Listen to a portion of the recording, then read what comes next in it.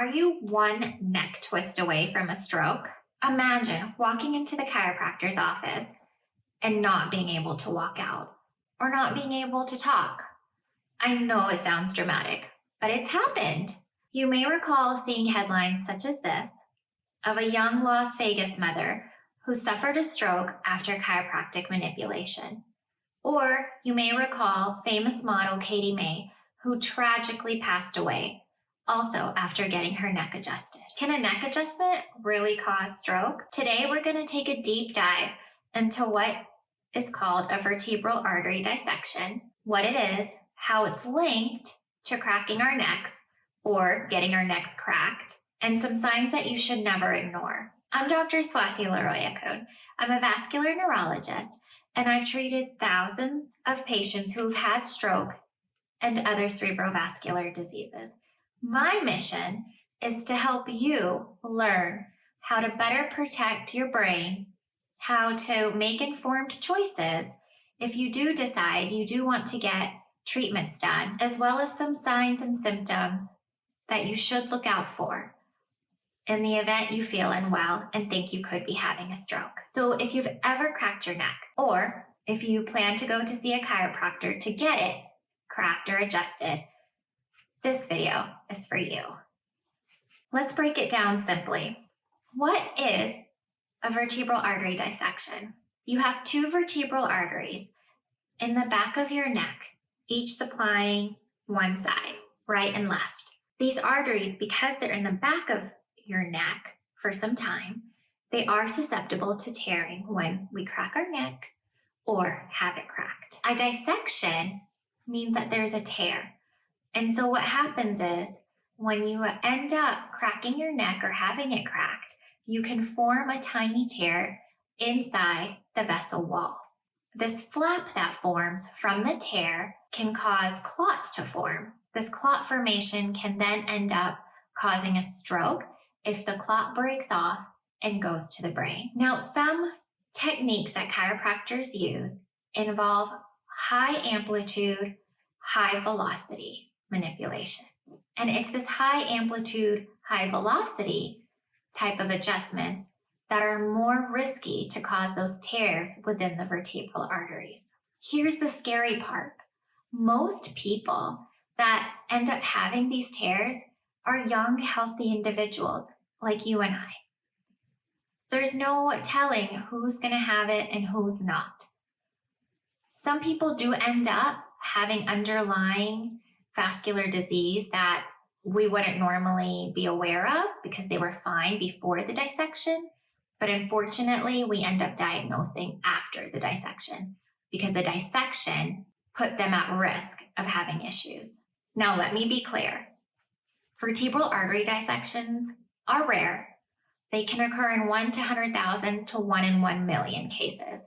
That in itself means that it doesn't happen very often. But the problem is, when it does happen, it can be devastating and even life-threatening. What should you watch out for?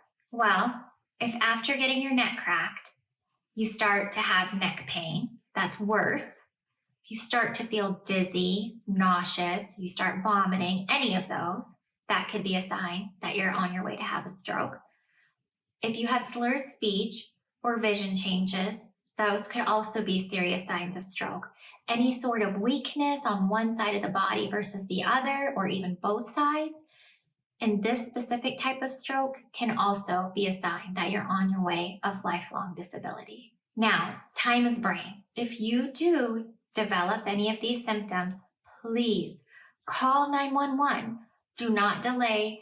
Do not think sleeping it off is going to help.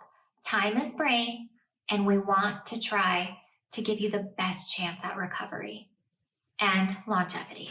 To diagnose a vertebral artery dissection, what we do is we order what's called a CT and a CT angiogram. The head CT first confirms that you don't have a brain bleed.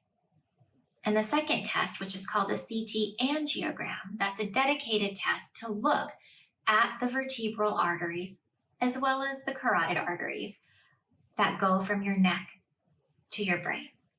If there is a dissection or that tear in the vertebral artery, we will normally see it on the CT angiogram. And you may be wondering, well, what's next? Can you stop it? What we can do is we can give you some blood thinning medications or antiplatelets to help from clots forming off of that dissection flap and monitor you very closely. If you do end up having a big enough clot, or if it goes upstream to your basilar artery, which can be very dangerous, we may call in other specialists known as neurointerventionalists. These superheroes will usually use a guided catheter to take out the clot.